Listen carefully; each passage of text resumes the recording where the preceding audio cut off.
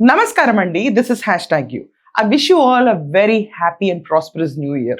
ఈరోజు ఇదే మాట హ్యాపీ న్యూ ఇయర్ వంశీ అని చెప్పాలని చాలా మంది ఎదురు చూస్తూ ఉంటారు. గన్నవరంలో దొరకడు, ఇంకా మ్యాటర్ చేయి దాటిపోయింది.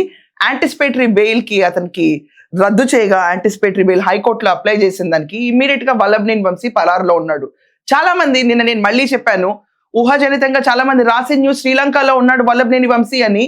కానే కాదు, తాజాగా అందిన సమాచారం ప్రకారం వల్లభనేని వంశీ గోవాలో ఉన్నాడు. గోవాలో బయట వేరే హోటల్లో స్టే చేస్తే కనుక ఇమ్మీడియట్ గా అతన్ని అరెస్ట్ చేయడం ఈజీ అవుతుందని చెప్పి అతను చాలా ముందస్తు చర్యల కింద ఒక షిప్ లో దాక్కున్నాడని చెప్పి న్యూస్ బయటకు వచ్చింది.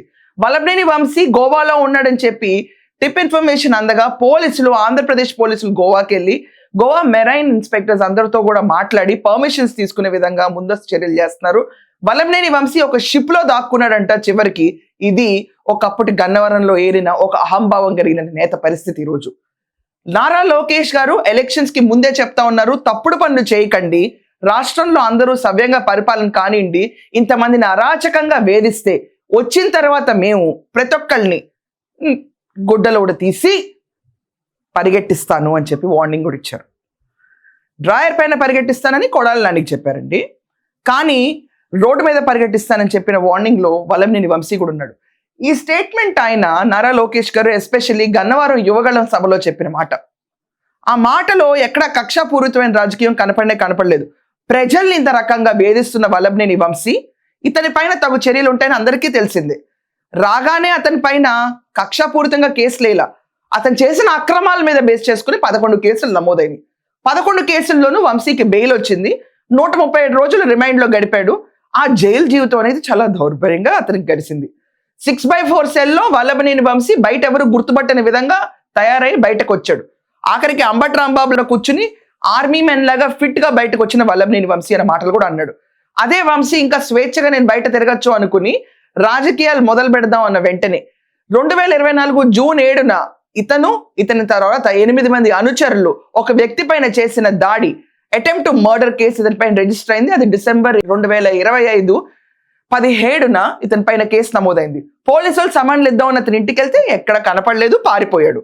ఈ వల్లభనేని వంశీ మళ్ళీ ఏంటబ్బా ఇతని పరిస్థితి అని ఆలోచిస్తే మొత్తం ఆంధ్రప్రదేశ్ ఎక్కడ గాలిచ్చిన ఇతను లేడు. చివరికి కొంతమంది ఇతను శ్రీలంక పారిపోయాడని కూడా చెప్పారు, కొంతమంది విశాఖపట్నంలో ఉన్నాడని కూడా వార్తలు వేశారు.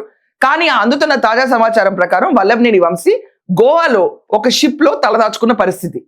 మెరైన్ వాటర్ పర్మిషన్స్ తీసుకోవాలి, మెరైన్ ఇన్స్పెక్షన్ వాళ్ళందరి దగ్గర పర్మిషన్ తీసుకోవాలి, అందుకనే డిలే అయింది. సో మోస్ట్ ప్రాబబ్లీ ఈ రోజు సాయంకాలం లోపు వల్లభనేని వంశీని అరెస్ట్ చేయడం ఖాయం. యాంటిసిపేటరీ బెయిల్ కూడా రాలేదు.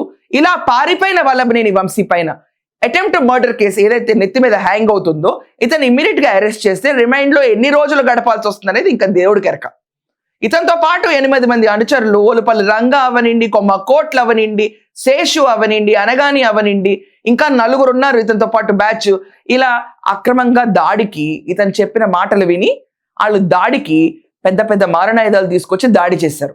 ఆ పర్టికులర్ హత్యాయత్నం కేసు ఇతని మెడకు చుట్టుకుంది. ఈరోజు వల్లభనేని వంశీ చెప్తేనే ఈ దాడికి ముందుకు వచ్చారని చెప్పి కూడా పోలీసులు గ్రహించి వల్లభనేని వంశీని ఇమ్మీడియట్ గా అరెస్ట్ చేయాలనుకుంటున్నారు.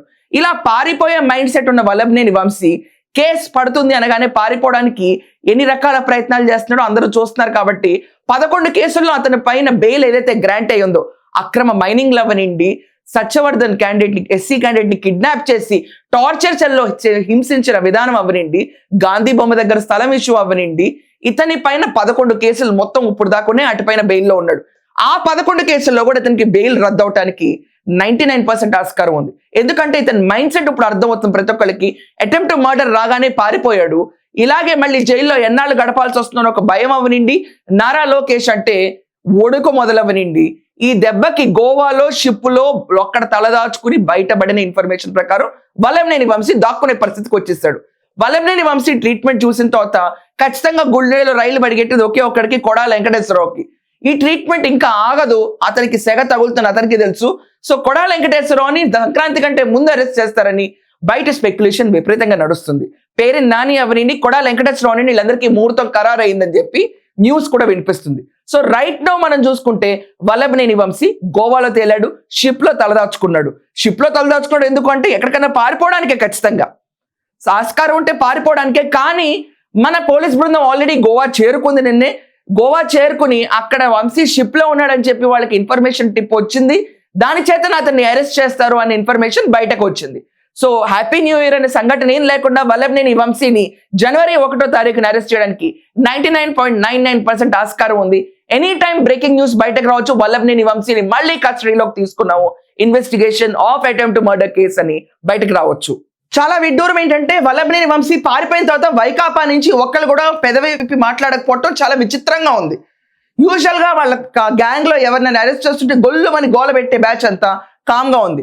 లాస్ట్ టైం వల్లభనేని అరెస్ట్ అయినప్పుడు, వంశీ అరెస్ట్ అయినప్పుడు ప్రతి ఒక్కళ్ళు నిరసనలు తెలిపారు, వాళ్ళకు వచ్చినట్టు వీడియోలు చేశారు, ప్రతి ఒక్కళ్ళు మద్దతు కూడా పలికారు. దాంట్లో జగన్మోహన్ రెడ్డి వచ్చి అందగాడని బిరుదు కూడా వేసి వెళ్ళిపోయాడు. బయటకు వచ్చిన ఈ అందగాడు కొంతకాలం కూడా హాయిగా ఉండలేని పరిస్థితి. ఎందుకంటే వాళ్ళు చేసి వైకాపా ప్రభుత్వంలో ఇతను చేసిన అరాచకాలు 1-2 కాదు. తవ్వుకుంటూ పోతే ఇండివిజువల్ కంప్లైంట్స్ లోకి వెళ్తే 100లో బయటకు వస్తాయి వల్లభనేని వంశీ పైన. ఈ రోజు మనం అబ్జర్వ్ చేస్తే గన్నవరంకి ఇంకా క్యాండిడేట్ వల్లభనేని వంశీ కానే కాదు అని క్లియర్ గా తెలిసిపోతుంది. ఎవరో నెక్స్ట్ క్యాండిడేట్ అంటే మిస్టర్ దుట్టారాల అల్లుడు అవ్వచ్చు, ఎవరన్నా అవ్వచ్చు, ఫ్రెష్ క్యాండిడేట్ విత్ నో హిస్టరీని తీసుకురావచ్చు వైకాపా నుంచి. మళ్ళీ తీసుకొస్తే పరిణామాలు ఎలా ఉంటాయో ఎవరికి తెలియదు. బట్ వైసీపీలో భ్రష్టు పట్టించడానికి ప్రధాన వ్యక్తిగా వల్లభనేని వంశీ, కొడా వెంకటేశ్వరరావు, రోజా, బోరగడ్డ అనిల్, పోసాని కృష్ణమురళి ఇలాంటి పేర్లు అంటే ఆంధ్రప్రదేశ్లో ఉట్టి టీడీపీ క్యాడర్కే కాదు ప్రతి ఒక్కరికి బ్లడ్ బాయిల్ అయింది. వీళ్ళు చేసిన మాటలు, చేసిన చర్యలు అసలు ఒక రకంగా ప్రతి ఒక్కటి ఒక పరిధి దాటి బిహేవ్ చేసిన, ప్రతి ఒక్కరికి జిగుప్సాకారంగా కనిపించిన పొలిటికల్ నేతల్లో వీళ్ళు ఉంటారు. సో వీళ్ళు వాళ్ళు అని కాకుండా ప్రతి ఒక్కళ్ళు, ఆఖరికి వల్లభనేని వంశీ పక్కనున్న అనుచరులు కూడా ఇతనంటే చాలా అసహ్యం ఉందని బయట రూమర్స్ ఉంటాయి. కొంతమందికే కాదు చాలా మందికి ఇతనంటే అసహ్యం. ఇతను చేసిన పనులు అలా ఉన్నాయి, ఇతను వ్యవహరించిన శైలి అలా ఉంది. ప్రతి ఒక్క కేసుని బయటకు తీసుకొచ్చి ఎక్స్పోజ్ చేసి న్యాయం చేకూర్చాలి అని చెప్పి కూటమి ప్రభుత్వం ఈరోజు కంకణం కట్టుకుంటే ఇది కక్ష రాజకీయాలుగా మార్చి మాట్లాడుతున్నారు. కానే కాదు. వచ్చే 30 ఏళ్ళు నేనే ఉంటాను జగన్మోహన్ రెడ్డి చెప్పిన పిచ్చి అబద్ధాలను నమ్మి ఏది పడితే అది చేయొచ్చు అని ఇష్టం వచ్చినట్టు చేస్తే ఈ రోజు షిప్ లో దాక్కునే పరిస్థితి. ఇలా దాక్కునే పరిస్థితి ఎంతమంది నేతలకు వస్తుంది, ఎంతమంది పారిపోతారని ప్రతి ఒక్కరు ఎదురు చూస్తున్నారు. ఇది భయం అంటే. ఇంకొకసారి ప్రజలతో ఆడుకుంటే ఎక్కడ తలదాచుకోవాలో తెలియని పరిస్థితికి కంప్లీట్ నిర్వచనంగా నుంచింది ఈ క్యాండిడేట్ వల్లభనేని వంశీ. పారిపోవడానికి కూడా దిక్కు దివాణా లేకుండా తయారయ్యాడు ఈ రోజు వల్లభనేని వంశీ. ఇలాంటి వల్లభనేని వంశీ ఈ రోజు ఎనీ టైమ్ అరెస్ట్ అవ్వచ్చు. అండ్ బ్రేకింగ్ న్యూస్ రాగానే I'll come back to you all again. That's all for now. Thank you.